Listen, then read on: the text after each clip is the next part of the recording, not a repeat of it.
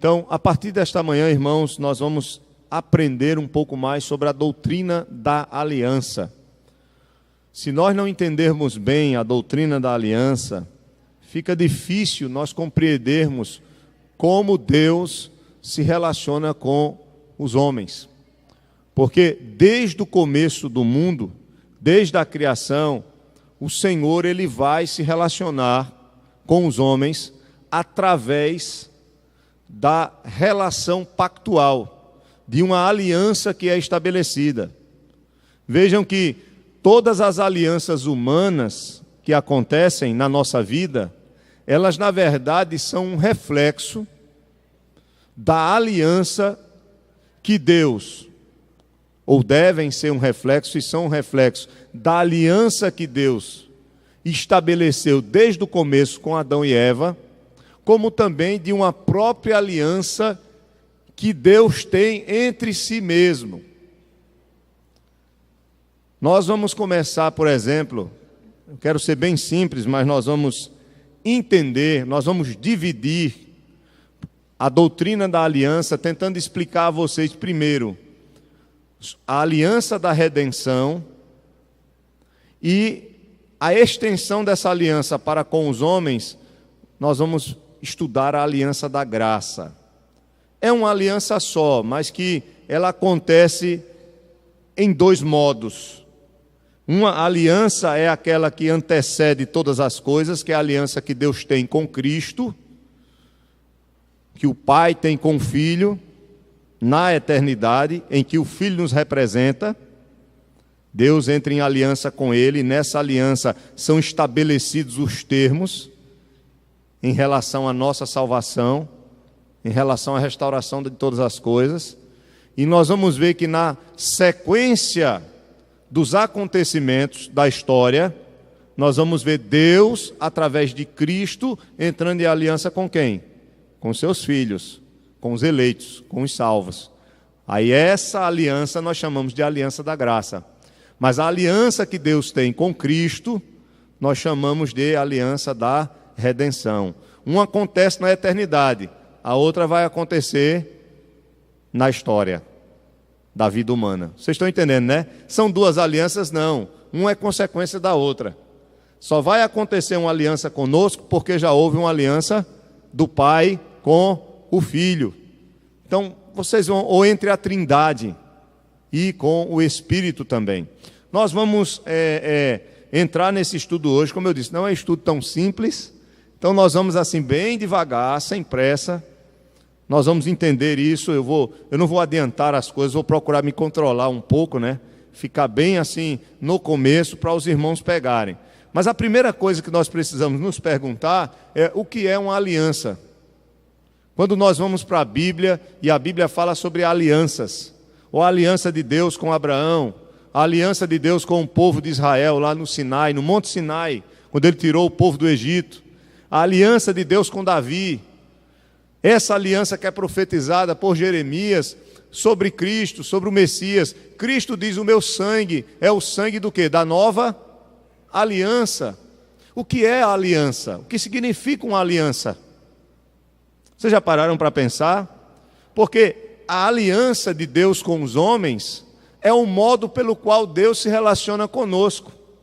Deus ele desce e se coloca como uma das partes que entra num acordo com o homem, que não é um com ele em igual. O homem é igual a Deus? Não. Se nós temos duas partes que são iguais e entram em acordo, é uma coisa. Mas e quando nós vemos Deus de um lado e o homem do outro? Deus, com todo o seu poder e sua glória, entrando em aliança com o homem, que é a sua criação limitada. Como nós podemos entender isso? Porque uma aliança é um acordo em que as duas partes vão ter obrigações, exigências para com esse acordo que eles entram. Então, quando nós vamos para a palavra de Deus, nós precisamos entender o seguinte, que a aliança, primeiramente, ela é um pacto estabelecido entre duas partes. No caso aqui, nós estamos falando da primeira parte, que é quem? Deus. A segunda parte, o homem. Agora, nessa aliança, nós precisamos diferenciar uma coisa. Nessa aliança, as exigências não são estabelecidas pelas duas partes. Por exemplo, o homem diz, eu quero que seja assim. Para a gente entrar em acordo e em aliança, ou firmarmos um pacto aqui, eu exijo isso, isso e isso. E a outra parte diz, eu exijo isso, isso e aquilo. Não. Com Deus e o homem não funciona dessa maneira. A aliança que é estabelecida entre Deus e os homens é uma aliança em que somente Deus faz o quê? As exigências. Porque Ele é soberano, Ele é Senhor de todas as coisas. Então o homem fica somente o quê? Quietinho no lugar dele, ouvindo a exigência de Deus, que entra num pacto com Ele, porque Deus é Senhor de todas as coisas. Mas ao mesmo tempo Deus, Ele, como os estudiosos costumam dizer, Ele se rebaixa ao ponto de dizer a esse homem que ele vai cumprir com as vezes, porque Deus é fiel, evidentemente, e jamais pode negar a si mesmo. Mas Ele entra em aliança com esse homem para que esse homem entenda que, de acordo com a aliança que foi feita, com o pacto que foi feito, Deus se torna obrigado. Ele se coloca nessa condição para que o homem tenha paz e possa confiar nas suas promessas. Ele se coloca obrigado a cumprir com aquilo que ele promete na aliança que ele entra com o homem. Ele não precisaria disso, mas ele faz isso com o homem para nos abençoar. Quando ele diz, aí quando você vê aquelas ordens lá, o povo de Israel, se vocês fizerem isso, lembram das bênçãos e das maldições? Lá nos 2 montes, quando o povo está para entrar na terra prometida. Então aquelas bênçãos e aquelas maldições fazem parte do acordo, da aliança que Deus entrou com o homem. Então Deus, Ele se coloca na responsabilidade diante do homem, nessa aliança, ou para com Israel naquele texto, dentro daquele contexto lá, de cumprir com todas aquelas exigências que Ele mesmo estabelece para abençoar esse homem que precisa dele, sempre. Então, qual é a aliança que Ele faz a Abraão aqui? O que é que Ele promete a Abraão dentro dessa aliança? Ele entra em aliança com Abraão. Qual é a exigência de Deus dentro desse pacto para com Abraão? O que é que Abraão precisa fazer dentro desse pacto para cumprir com as exigências da aliança que Deus estabelece com ele? O que é que ele precisa fazer? Em primeiro lugar, isso. Agora tem uma palavrinha bem pequenininha aqui no texto, capítulo 15. Veja aí o versículo 6, de Gênesis 15. Eu estou indo bem devagar para a gente ter fé. Abraão precisava o quê? Somente o quê? Qual era a exigência da aliança que Deus entra com Abraão? Olha, sai da tua terra e da tua parentela para uma terra que eu vou te dar. Que terra? Abraão estava vendo a terra? Não. A terra, por exemplo, tinha dono, que Deus disse que vai dar a Abraão? Tinha. E muitos. Um bocado de dono. Como é que Deus chega para você e diz, você está na casa da sua família, do seu pai, tudo muito bem, muito bom, né? Tudo ali organizado, com a sua cabanazinha ali, a sua tenda, com a sua terrinha, tem a proteção familiar ali, muita gente da família junto. Se houvesse uma invasão, alguma coisa de povos inimigos, você tem ali o seu grupo para defender a família. Está todo mundo ali já acostumado com a sua cultura, no meio de uma idolatria. Deus se revela do nada a Abraão. Do nada que eu digo, já estava dentro do seu decreto, né? Mas eu digo do nada para Abraão. Deus se revela para ele, fala com ele e diz, agora o que é que eu quero de você? Saia. Você vai sair daí.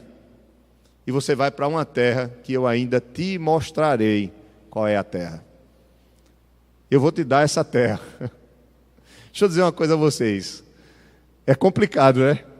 Você está num lugar fixo, Deus manda você sair, de repente, pega a tua esposa, o que tu tens aí que é necessário para essa jornada, e a terra eu vou te mostrar. Precisa de quê? De fé. Você só obedece uma ordem dessa se você confiar naquele que está falando com você. Segunda coisa, tu vais ter uma descendência enorme. Só que ele estava ficando velho. Quando ele foi chamado, ele já tinha mais de 70 anos. A mulher estéril, não tinha filho nenhum. Aí Deus chega para ele aos 99 anos de idade e diz: olha, eu vou te dar uma descendência. E ele diz: como? Como, Senhor? Sara ri quando os anjos aparecem. 99 anos de idade, eu ainda vou ser pai? Minha mulher não tem mais condições de ter filhos? Como é que pode? Aí Deus diz: vai ter, e eu vou dar mais a data. Daqui a 1 ano, ela vai ter um filho. Com 1 ano nasce Isaac. Aí depois que Isaac vai crescendo, Abraão só tem Isaac. E Deus confirmando, como ele confirma aqui: vai lá fora, olha para as estrelas, tenta contar, assim vai ser a tua descendência. Não, mas já está bom demais, eu tenho um servo aqui, pelo jeito vai ser esse meu servo, minha descendência. Não, você vai ter um filho. E Abraão creu. E isso foi lhe imputado por justiça. Deus colocou na conta dele. A conta dele, Deus coloca, acredita na conta dele a justiça por causa da sua fé. Essa é a ideia. Está garantida as bênçãos sobre Abraão, porque Abraão crê. Deus capacita Abraão a crer. Nós entendemos assim também. E aí depois que aquele menino cresce, o outro menino que o camarada já tem numa velhice, que houve um milagre, que Sara era estéril, aí Deus diz: pega esse teu filho, leva para o monte e sacrifica ele. Quando você vai olhar para a vida de Abraão, a gente vai falar um pouco isso mais à noite, hoje na mensagem, aí você vai ver que realmente a fé, ela é extremamente fundamental dentro desse pacto da aliança que Deus entra com o seu filho, mas ao mesmo tempo Deus se coloca como aquele que cumprirá as promessas que ele tem dado nesse acordo, nessa aliança que ele faz com o homem. Então, aqui nesse texto, por exemplo, no capítulo 15, nós vamos ver que há uma cerimônia. É muito comum haver uma cerimônia em que se confirma a aliança. E a cerimônia era o quê? Partir os animais no meio, sangue derramado, e Deus ali consumir aquele sangue, mostrando que ele tinha firmado a aliança com Abraão. Alguns acham que a ideia da aliança aqui, alguns acham que a palavra aliança ela vem do verbo hebraico cortar. Outros acham que ela vem mais de um termo que significa unir, ligar, laçar. Tá? Mas independentemente do termo, isso não é o que importa, o termo. O que mais importa é o que ela significa em si durante o desenvolvimento da própria revelação da palavra de Deus. Nós vamos ver que a aliança tem a ver com um pacto que é combinado entre duas partes, só que uma das partes é Deus, que nós estamos falando da aliança dele com o homem, e dentro dessa aliança Deus é o soberano, é aquele que entra em aliança com o homem, não é o homem que diz: olha, eu vou fazer uma aliança com Deus. Não, na Bíblia é sempre Deus que toma a iniciativa. Deus é soberano e é Ele quem faz as exigências da aliança. O homem apenas tem que respeitar e obedecer às exigências que Deus faz. Correto, esses pregadores. E não é assim, é Deus quem entra em aliança conosco. Sempre é Ele quem toma a iniciativa, desde o começo. Por quê? Porque Ele vai realizar a questão das alianças que Deus vai fazer no Antigo Testamento. Elas vão conduzir os homens a compreender o significado da aliança que nós teremos com Cristo e com Deus. Mas também essas alianças que apontam para a aliança com Cristo, para o pacto com Ele, elas na verdade, nós vamos estudar isso mais na frente, elas são exemplos, ou elas são a realização daquilo que já foi decidido na eternidade, entre o Pai, entre o Filho, como nosso representante. Então, nós vamos devagar, né? Mas eu só quero que vocês entendam que aliança é um pacto com Deus, ou de Deus com o homem, quando nós estamos falando da aliança à luz da palavra de Deus, a doutrina da aliança. Nesse pacto é Deus quem toma a iniciativa e é Deus quem faz as exigências, porque Ele é soberano. Ok? E Ele toma a iniciativa e faz as exigências para que o homem saiba que Ele mesmo é aquele que vai cumpri-las. Vamos lá, vamos para o nosso texto. O homem na aliança da graça. Bem devagar. Primeiro parágrafo. A aliança é um pacto que se desenvolveu na história antes mesmo de Deus fazer o uso formal do conceito na revelação e na redenção. O que é que ele está querendo dizer aqui? Ele diz, antes que apareça formalmente Deus entrando em aliança com os homens, na história da redenção, como por exemplo, a aliança de Deus com Davi, a aliança de Deus com Moisés, com o povo lá no Sinai. Antes disso, já havia alianças que aconteciam no passado. E ele está dizendo, olha, houve alianças entre os homens antes mesmo de Deus estabelecer a sua aliança com Noé e com Abraão, como nós lemos aqui. Isso faz parte da providência de Deus em preparar os homens para entenderem o sentido de uma aliança no mundo dividido pelo pecado e os ajudar a compreenderem a revelação divina, quando esta apresentar a relação de Deus com o homem em termos de uma aliança pactual. Nós precisamos entender isso, irmãos. Nós vivemos num mundo ocidental que não compreende bem essa ideia de pacto, de aliança. Vocês querem ver um exemplo muito claro? Os casamentos de hoje. Quando você vai para a Bíblia mostra que o casamento, que o matrimônio é uma aliança.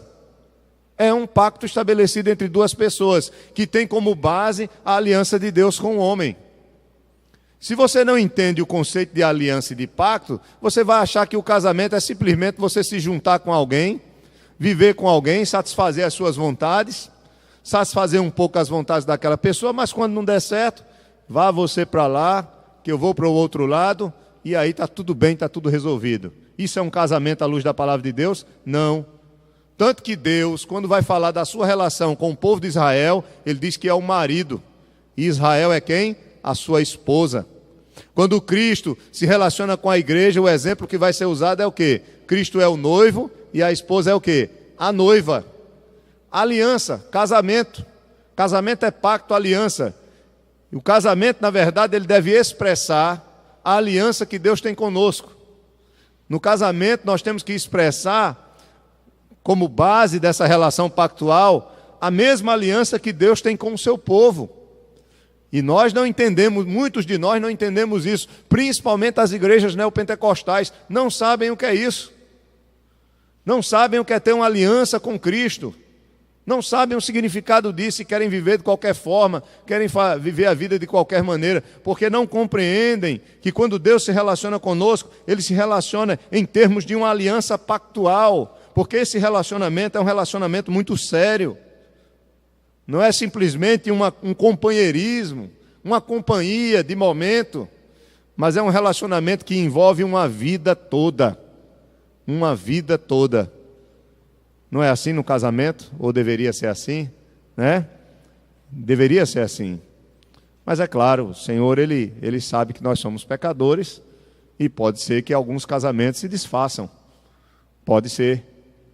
Mas o propósito de Deus no casamento, no nosso casamento, é que ele também seja uma aliança. Só para vocês terem ideia, veja aí, Malaquias, abra sua Bíblia em Malaquias, capítulo 2. Sei que às vezes é difícil, né? Você olha assim para a sua esposa, diz, ô Senhor, me dá graça, né? Para eu suportar a minha esposa. Cadê ela? Ela está lá atrás, por isso que eu estou dizendo isso, viu? Esperar que ela não esteja ouvindo, né? Mas, dá-me graça, Senhor, para suportar meu marido, né? Essa benção, né, como diz, a minha sogra costuma chamar meu sogro de Cruz, né, eu não sei porquê, Cruz, é o apelido dele, já pensou? Turma, não tem o que inventar, é porque ela quer, é porque ele carrega a cruz de Cristo, né? Mas não é nesse sentido não. Veja aí Malaquias 2, verso 14, é o último livro do Antigo Testamento, só é achar Mateus. Encontrou Mateus, voltou, acha Malaquias. Capítulo 2, verso 14. E perguntais, por quê?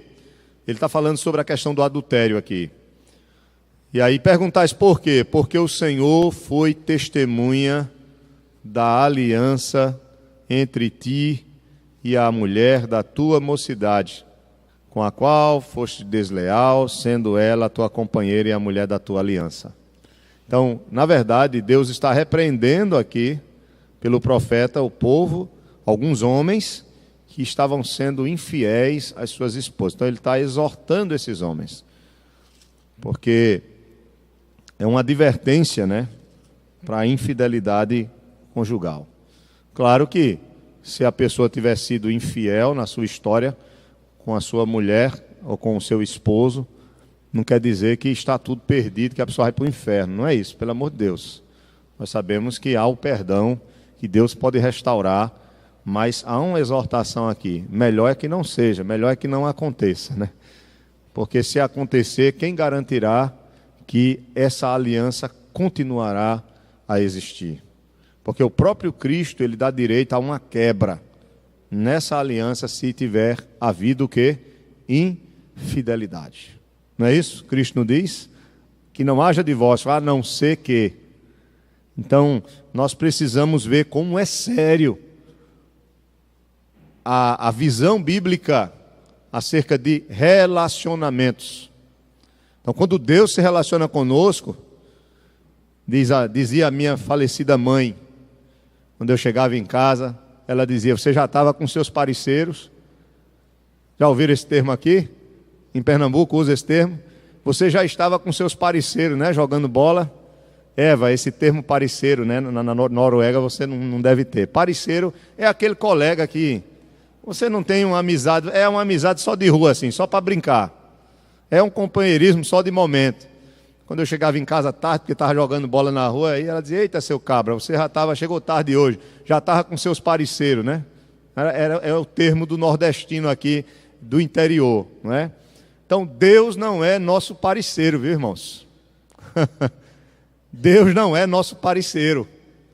Quando Deus entra num relacionamento conosco, esse relacionamento é pactual, é de uma aliança. E para Ele ter essa aliança conosco hoje, por meio de Cristo, essa aliança já aconteceu antes na eternidade, de tudo ser criado, entre o próprio Pai e o próprio Filho.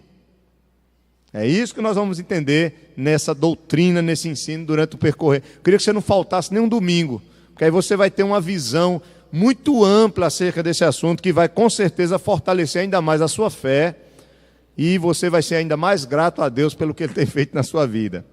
Veja aí, segundo parágrafo.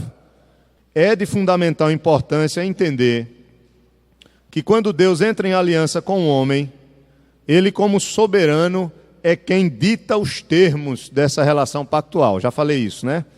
Deus é quem impõe suas ordenanças às suas criaturas. Por sua graça, Deus condescendeu em baixar ao nível do homem e a honrá-lo, tratando mais ou menos na base de igualdade. Ele estipula as suas exigências e outorga as suas promessas, e o homem assume os de seus deveres, assim impostos a ele, e desta maneira herda as bênçãos divinas. Estão entendendo agora a questão de que a coisa, quando você diz, eu vou ser obediente aqui para receber isso aqui, aí você fica parecendo que você só alcança uma coisa por causa de você mesmo. Mas a Bíblia não diz, se o povo de Israel for obediente a Deus, for temente a Deus, aquelas bênçãos lá do monte, são dois montes, Monte Ebal, né? E tem um outro monte que eu esqueci do nome dele agora, está lá em Josué, né, no finalzinho, está lá em Deuteronômio, é isso mesmo, só para lembrar o nome dos montes aqui, onde vai ter as bênçãos, e Deuteronômio, né, Monte Nebo, né, ele vê Ebal, Monte Ebal, é isso mesmo, 28, ótimo, Deuteronômio 27, não, do 27 ao 11, no capítulo 28, correto, os castigos da desobediência, não é isso? Muito bem, então, está aí os irmãos, as bênçãos decorridas da obediência, tá bom? Então, as maldições seriam do Monte Ebal, né? Você vê aí, olha, no 27 do 11, você já encontra aí as maldições. No capítulo 27 de Deuteronômio, você tem aí maldições do Monte Ebal. Ok? E aí depois você vai ter as bênçãos, que eles vão receber do Senhor. Ele vai dividir aí em 2 montes, né? Uma parte ficará no Monte Ebal para falar das maldições, ou citar as maldições, e depois outros estarão para falar das bênçãos, ok? Das bênçãos do Senhor, no capítulo 28. Então, você pode fazer a seguinte pergunta, é onde eu quero chegar. As nossas bênçãos decorrentes das nossas obediências, nós podemos dizer que essas bênçãos são meritórias? Elas são meritórias, ou seja, é porque nós merecemos? Eu obedeci, então eu mereço. Quando você começa a entender a doutrina da aliança, você vai compreender que quando você está cumprindo com as exigências de Deus, que Deus ditou, e Ele está dizendo que vai abençoar você por causa da sua obediência, é porque isso tem a ver com o quê? Com o pacto, com a aliança que Ele estabeleceu com você, mesmo sem você merecer. Então tudo faz parte da graça dEle. É a graça dEle quem nos alcança no fato dEle vir até nós, entrar em aliança conosco, estabelecer essa aliança e se colocar na posição de nos abençoar de acordo com a nossa resposta à sua aliança, ao pacto que nós temos com Ele. Mas mesmo assim, tudo isso é a sua graça, porque até mesmo a nossa obediência às suas exigências, Ele nos capacita para isso. Veja que coisa tremenda. Ele nos capacita para isso. É quando você vê a presença do Espírito Santo em nós, para nos levar a servir a Cristo. Então a graça de Deus sempre está por trás de tudo isso. A doutrina da aliança, ela nos faz enxergar isso ainda mais claramente. Se eu obedecer, não. A Bíblia diz, olha aqui, você deve orar, você deve me buscar e eu vou te ouvir. Não, então Deus me ouviu porque eu orei, então eu mereço. Não, rapaz. Você só ora e Deus só vai ouvir a tua oração porque Ele estabeleceu isso na aliança com você. Ele organizou dessa forma para poder te abençoar. Mas no final de tudo você não merece nada. Você só merece o juízo dEle. Mas é a misericórdia dEle e a graça que te alcança. Ele entra em aliança contigo e ainda se torna, e ainda honra você em responder a tua maneira de reagir a essa aliança, a esse pacto com Ele e te abençoar. Como também, por outro lado, há as maldições aqui para o povo de Israel, né? Mas vamos lá, veja aí, na aliança, terceiro parágrafo, do ponto 1, o homem na aliança da graça. Na aliança das obras, lá com Adão, a aliança das obras só houve com Adão, lembra? E com Cristo, a gente vai entender isso também, houve com Cristo, né? Com Cristo a aliança foi das obras, não foi? Foi ou não foi? Estão esquecidos, é? A aliança das obras, o homem tinha que fazer o quê? Na aliança das obras. O que era que Adão tinha que fazer para poder viver? Obedecer. Estão esquecidos? A base dessa aliança é a obediência. Ele tinha que obedecer. É claro que envolvia a fé, sim, mas a obediência, a vida era resultado da obediência dele. Na aliança da graça, a vida é resultado da fé, naquilo que Deus provê. Mas na aliança das obras, a vida é resultado da obediência. Então, ele não tinha que obedecer, mas ele caiu. Aí quando você olha para Cristo, o que é que Cristo faz? Obedece até a morte e morte de cruz. A aliança de Deus com o seu Filho é das obras. Não é da graça, é de obras. Porque Cristo é o segundo Adão. Cristo é aquele que veio fazer o que Adão não fez. Estão entendendo agora? Por que Cristo não precisava de graça? Estou fazendo vocês pensarem aqui. Por quê? Sim, ele não precisava de graça como homem. Por que ele não precisava de graça? Porque ele não era o quê? Porque ele não tinha o quê? Ele nunca o quê?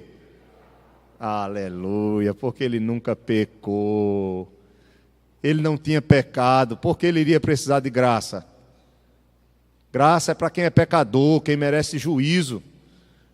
Ele mereceu, ele conquistou pela sua obra, porque ele não tinha pecado, então ele não precisava de graça. Quem precisa de graça somos nós. porque somos pecadores e o juízo está batendo na porta toda hora. Estão entendendo? Então Cristo, a sua relação com o Pai, a sua aliança com o Pai, ela é uma aliança das obras. Assim como a de Adão foi com Deus, lá no Éden. Por que a aliança de Adão com Deus era das obras? Porque Adão não tinha pecado também. Adão estava limpo. Só depois é que ele cai. Quando ele cai, aí você já sabe o resultado, né?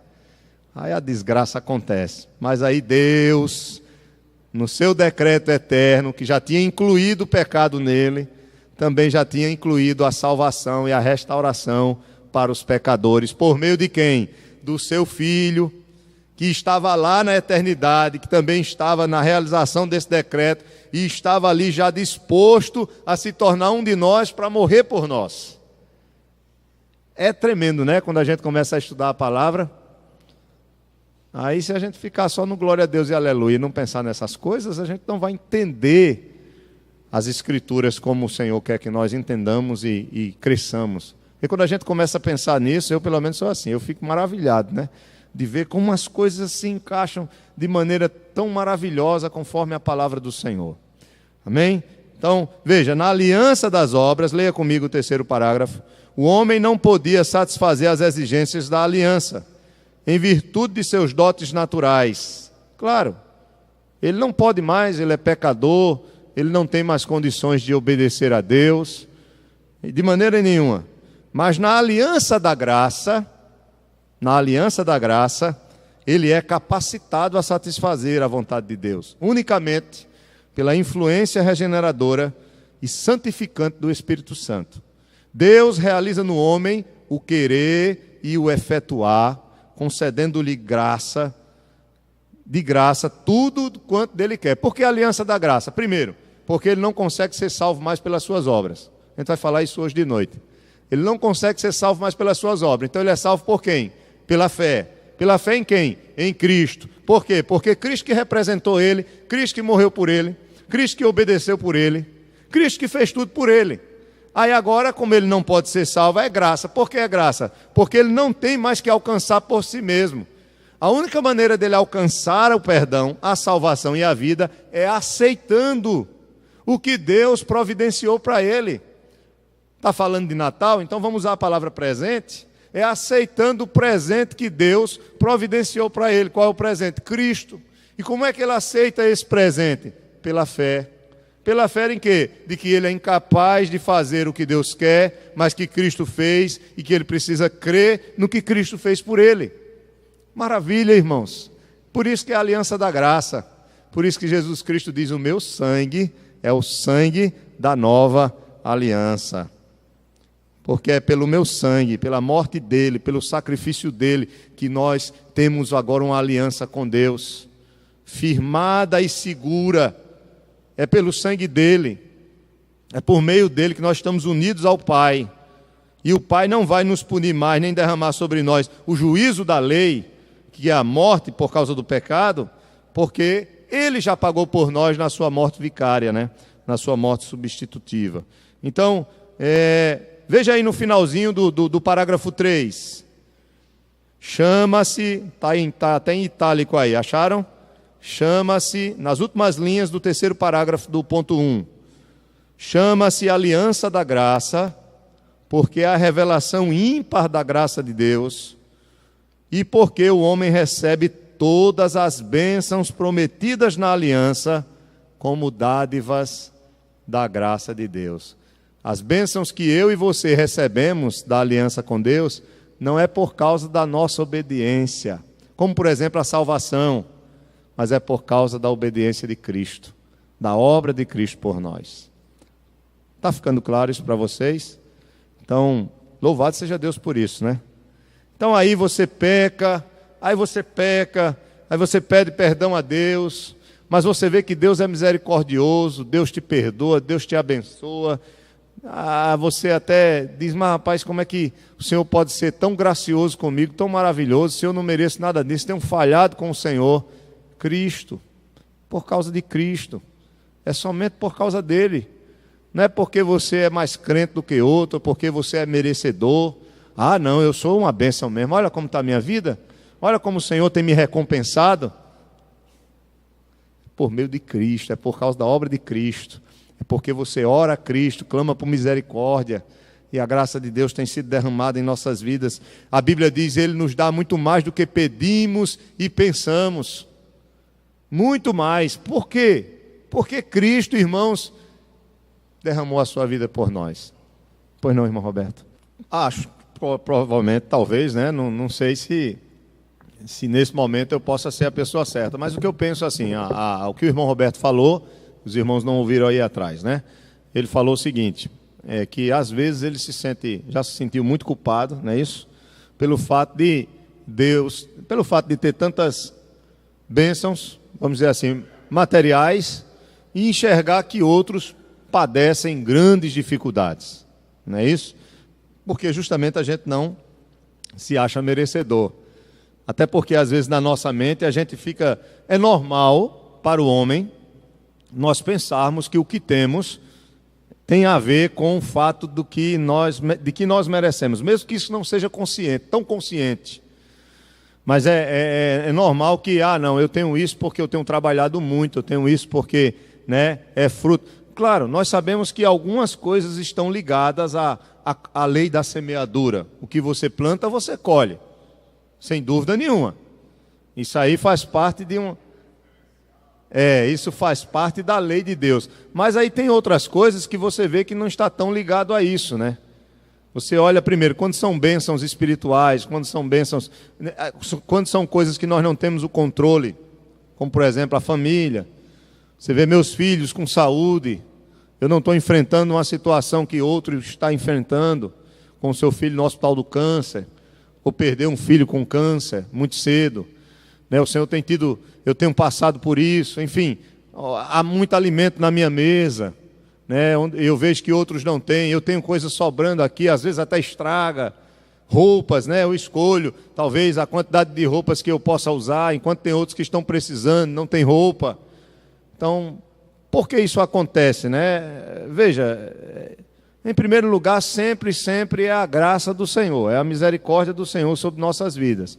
E se isso tem acontecido nas nossas vidas e a gente percebe que não é merecedor disso, então que a gente use isso que nós temos e que é demais para abençoar outros, né? Então, se eu tenho demais, eu posso também dividir com outro.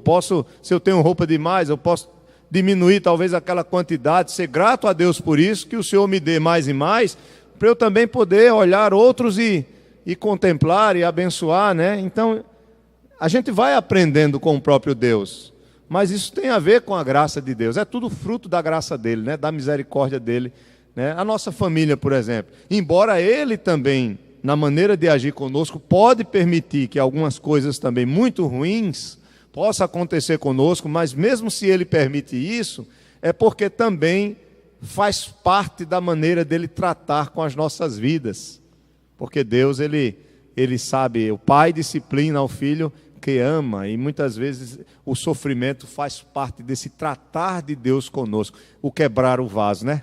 Ele é o oleiro e ele faz do vaso, e ele sabe como nos quebrar, como nos humilhar, não porque ele tenha prazer nisso, mas para mostrar o quanto nós somos dependentes dele, o quanto a nossa vida é frágil.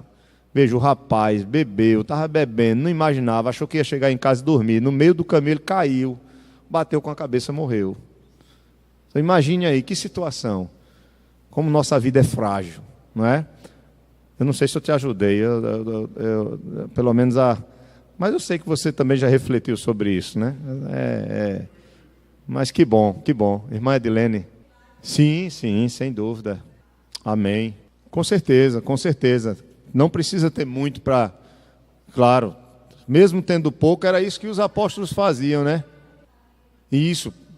O exemplo daqui, né, trazer alimento. Eu vejo muitos irmãos que trazem alimento aqui para a cesta, que são irmãos carentes.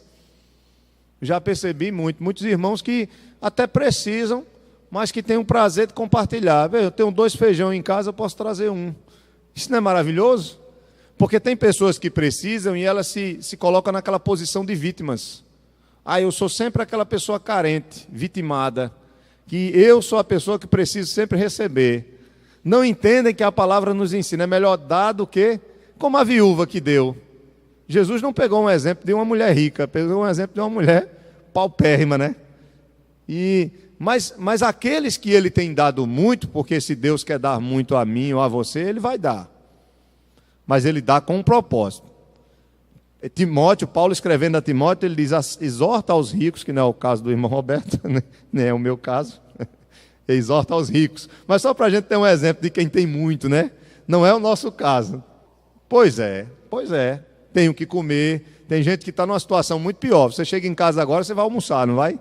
Muitos aqui vão de carro para casa, olha que privilégio. Eu tenho esse privilégio, né? Muitos vão chegar em casa, ainda vão escolher: eu vou comer frango ou vou comer carne, né? Outros vão ter só o ovo, outros não vão ter nem ovo, né? Então, assim, a gente tem isso é um privilégio muito grande. Agora Paulo diz, olha, exorta aos ricos do presente século que não sejam orgulhosos, nem depositem a sua esperança na instabilidade da riqueza, mas em Deus, que tudo nos proporciona, olha, ricamente, para nosso aprazimento.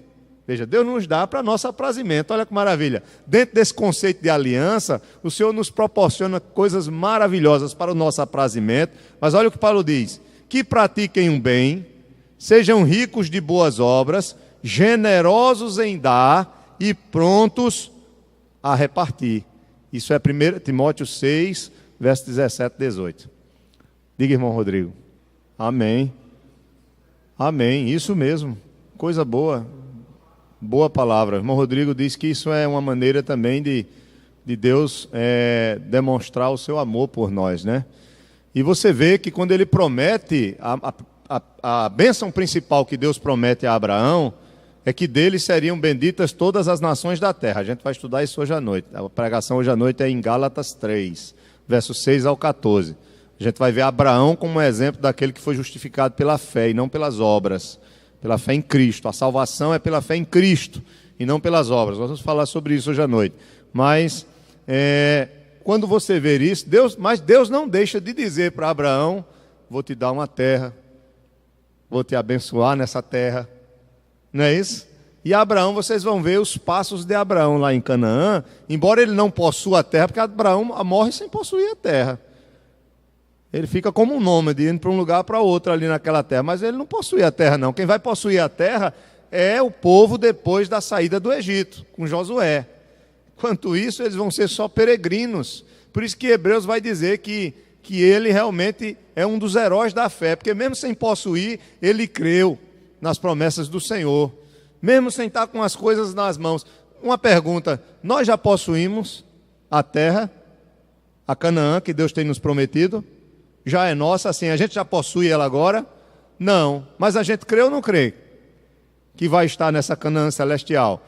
Então a gente vive aqui como o quê? Como peregrinos, mas crendo nas promessas de Deus e que nós vamos estar lá, porque é Ele que tem nos prometido. Não é porque nós somos o bambambam, né, do povo e tal, e não, mas é porque o Senhor, Ele, nessa aliança que Ele fez conosco, em que Cristo morreu por nós somos abençoados com todas as promessas e bênçãos que são nos dadas pela obra que Cristo fez na cruz por nós. Então, essa doutrina da aliança, ela é necessária para a gente começar a entender as coisas de maneira mais clara, principalmente quando nós falamos dessa questão meritória. Embora não seja esse ponto agora que nós queremos tratar aqui, ok?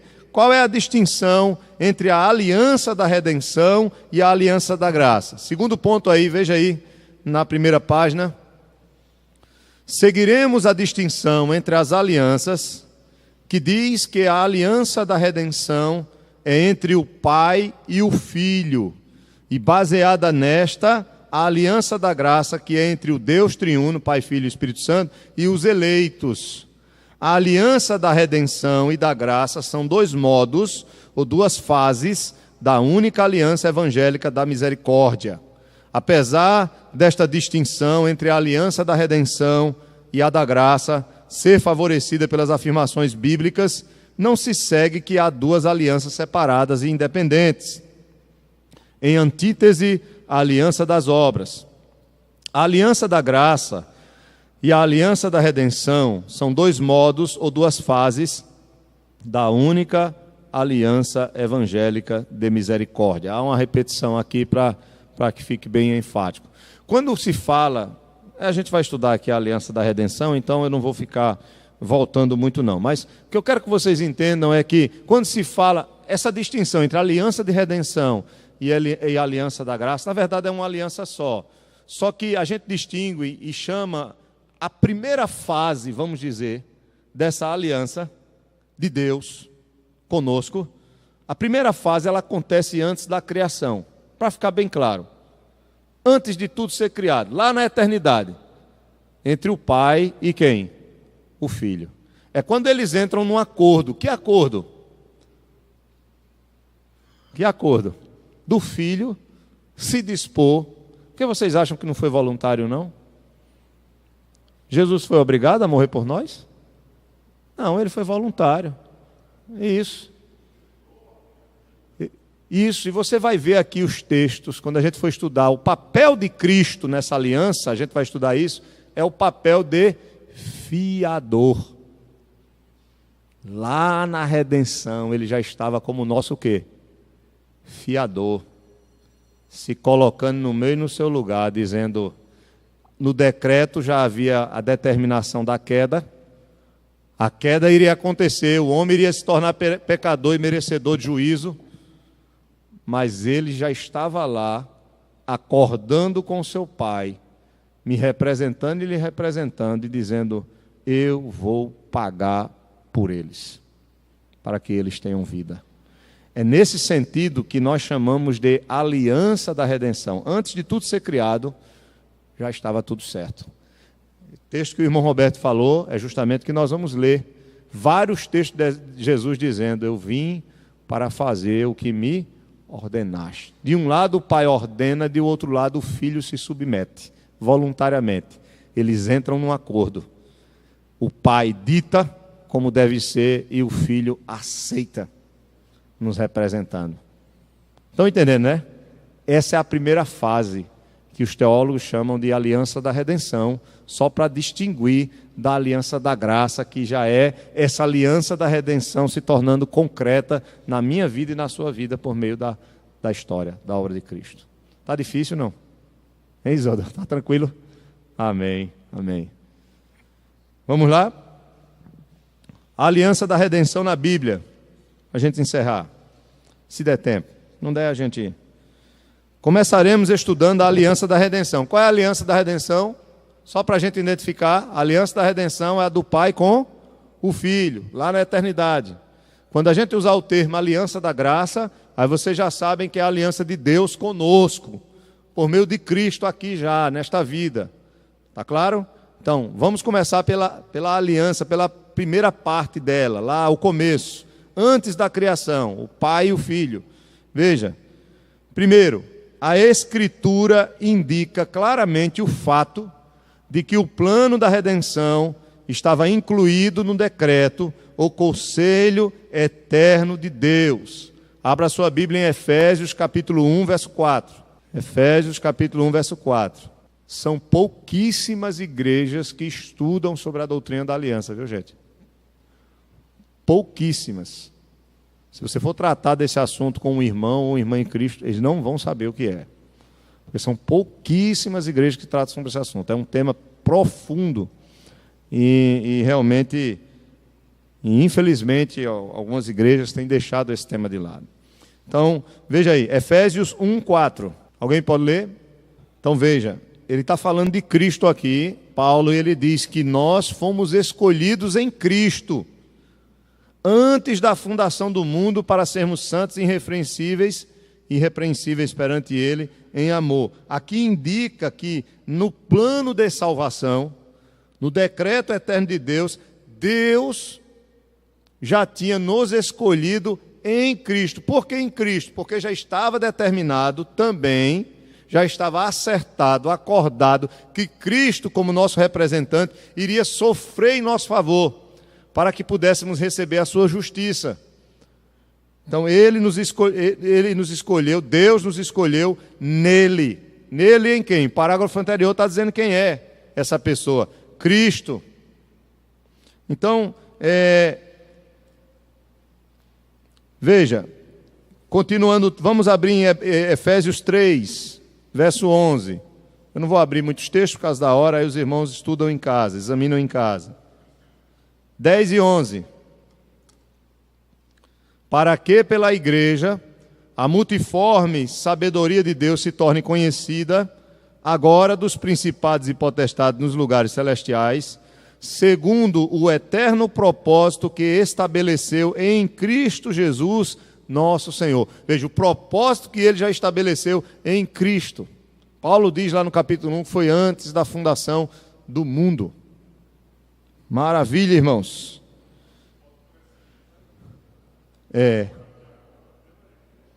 Se veja isso. Pela igreja, pelo que o Senhor tem feito em nós, pelo seu povo, nós sabemos que já havia um propósito eterno, antes de tudo existir, e que está sendo revelado na pessoa de Cristo em nós, sua igreja. Isso é uma coisa tremenda, maravilhosa. Então veja, continuando, ele diz: pois bem, vemos que na economia da redenção, o que é a economia da redenção? É o desenvolvimento da salvação na história. É a administração dessa salvação durante a história. Aí é um termo teológico, né? Mas eu tenho que explicar porque você vai ler o que é economia da redenção, né? Em certo sentido, há uma divisão de trabalho. Veja, no desenvolvimento da salvação, desde o começo até o final, que vai ser a nossa glória, você vai ver que cada uma das pessoas da Trindade tem um trabalho específico. Ele diz aqui, olha, o Pai é o originador, o Filho, o executor, e o Espírito Santo, o aplicador. O Pai, como aquele que origina, o Filho vem, realiza a obra, volta, e agora o Espírito está aplicando a obra dele em nossos corações. Isso é uma coisa tremenda, né? Então, isto só pode ser resultado de um acordo voluntário entre as pessoas da Trindade, porque não há se são co-iguais, então não há essas pessoas, o Pai, o Filho e o Espírito Santo, o Filho e o Espírito Santo se submeteram à pessoa do Pai nessa economia da redenção. E o interessante é que uma dessas pessoas se tornou homem, né? E não vai deixar de ser homem por toda a sua existência. Vai ter o corpo. Se Deus é espírito, o Filho agora também tem um corpo. O Filho tem um corpo, como nós temos. É Deus homem. Isso é coisa muito... vai além da nossa compreensão. Então houve um acordo voluntário entre essas pessoas da Trindade, o Pai, o Filho e o Espírito Santo, de sorte que as suas relações internas assumem a forma de uma vida pactual, de aliança. A aliança da redenção. Segundo, há passagens da Escritura que não somente mostram que o plano divino de salvação dos pecadores é eterno, nós sabemos que é eterno, mas que também indicam que esse plano é de natureza de uma aliança. Por exemplo, Cristo fala das promessas a ele feitas antes da sua vinda. E repetidamente, está aqui advento, né? Sua vinda. E repetidamente se refere a uma comissão ou delegação de poderes que recebeu do Pai. Como, por exemplo, João, capítulo 5, versículo 30 e versículo 43. Quando ele diz assim, João 5,30, Jesus ele diz: eu nada posso fazer de mim mesmo, na forma porque ouço, julgo. O meu juízo é justo, porque não procuro a minha própria vontade, e sim a daquele que me enviou.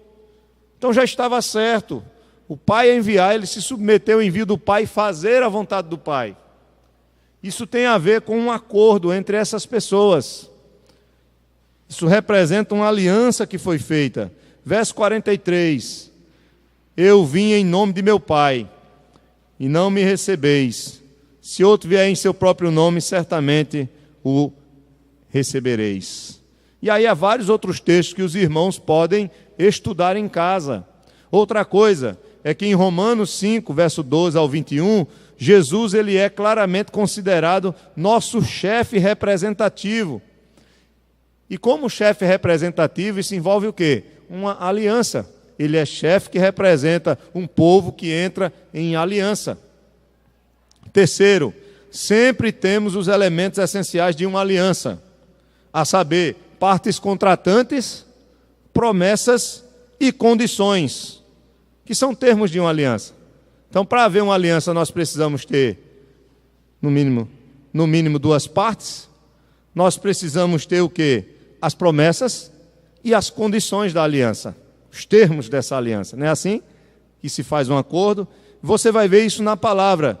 Jesus Cristo, ele tem esse caráter messiânico. Por exemplo, no Salmo 2, 7 a 9, mencionam-se as partes e indicam a promessa. Temos uma aliança. E isso está apontando para Cristo, que ele é nosso fiador. No Salmo 40, 7 a 9 também é atestado como messiânico pelo Novo Testamento em Hebreus 10, 5 ao 7. E o Messias expressa a sua prontidão para fazer a vontade do Pai, tornando-se um sacrifício pelo pecado. Cristo fala repetidamente de uma tarefa que o Pai lhe confiou, como em João 6, 38, 39, 10, 18 e 17, 4. A declaração registrada em Lucas 22, 29, diz assim: assim como o Pai me confiou um reino, eu vou-lo confio. Além disso, em João 17, 5, Cristo reivindica uma recompensa. Veja, como é que ele vai reivindicar uma recompensa se ele não tivesse em aliança? Então ele reivindica aquilo que é direito dele pela sua obediência, pela sua fidelidade aos termos da aliança que ele tinha com quem? Com o Pai. Lembram que a aliança de Cristo, a aliança dele, da redenção que ele fez com o Pai, é uma aliança de obras? É porque eu não quero misturar muito esses termos para não confundir vocês. Mas o resultado das bênçãos que viriam por meio de Cristo, tanto sobre Cristo, humanamente falando, como por meio dele para nós, dependia da obediência dele. Então ele reivindica aquilo. No capítulo 17 de João, que eu citei aqui, versículo 5, Jesus ele diz assim: olha, quem é que pode falar isso? E agora glorifica-me, ó Pai, contigo mesmo, com a glória que eu tive junto de ti, antes que houvesse mundo. Está dizendo: Pai, me dê de volta a glória que eu tinha antes. Porque ele merecia essa glória. Como homem agora, como homem também. Não somente como divindade, mas como homem. Por isso que quando termina ele diz: todo o poder foi-me dado nos céus e na terra. Como que? Ele não já era Deus, não já tinha? Mas agora como homem, ele agora tem também todo o poder nos céus e na terra. E foi dado, Deus deu para ele. Tanto a ressurreição como toda a glória é fruto da obediência de Cristo. Porque ele tinha uma aliança com o Pai, para que nós tenhamos uma aliança de graça com o Pai por meio dele. É tremendo isso, né? Então,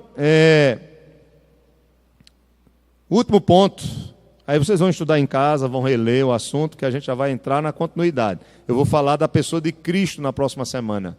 O papel de Cristo na aliança da redenção. Tá? A posição dele nessa aliança. Vocês vão ver ele como fiador. Há duas passagens do Antigo Testamento que ligam diretamente a ideia de aliança ao Messias. A saber, é o Salmo 89, verso 3, que se baseia em 2 Samuel 7, 12 a 14. Salmo 89, verso 3, a gente vai encerrar agora com esse texto. E mais um outro salmo. Salmo 89, verso 3 diz assim: fiz aliança com o meu escolhido e jurei a Davi meu servo. O salmo está se referindo a Davi, originalmente. Quando Deus entra em aliança com ele, diz que do trono de Davi não faltará o quê? Um herdeiro. Haverá um herdeiro. O reino de Davi seria eterno. Mas na pessoa de quem? De Cristo. O salmo está apontando para Cristo. E Davi era um tipo de Cristo. Fiz aliança com o meu servo. Servo aqui não só é Davi, mas aponta também para quem? Para o Messias, Jesus Cristo. Hebreus 1,5 fala isso. Mostra que esse salmo é uma passagem messiânica. E Isaías 42,6, onde a pessoa aludida é o servo do Senhor. E o servo do Senhor nós sabemos que é Cristo, que é o Messias. Israel também é um tipo de um servo do Senhor. O contexto mostra claramente que este servo não é simplesmente Israel, mas além disso, há passagens nas quais o Messias fala de Deus como seu Deus, a saber, o Salmo 22, verso 1 e 2 e o 38, empregando assim uma linguagem pactual de hábito. Salmo 22, verso 1 e 2. Deus meu, é isso mesmo. Deus meu, por que me desamparaste? Porque se acham longe de mim a salvação, as palavras do meu bramido. Deus meu, clamo de dia e não me respondes, também de noite, porém não tenho sossego. Esse salmo ele é usado por Cristo, preguei um dia desse nele, e implica aqui também num diálogo, numa linguagem pactual de aliança. Cristo ele usa esse mesmo salmo na cruz. Amém, meus irmãos? Começamos bem devagar, eu espero que o assunto seja interessante para vocês. Vocês não desistam de caminhar conosco esses domingos que vêm por aí, que vamos ter aí uns 8 domingos falando só sobre esse assunto. Tá bom? Devagarzinho e crescendo no Senhor para a sua glória.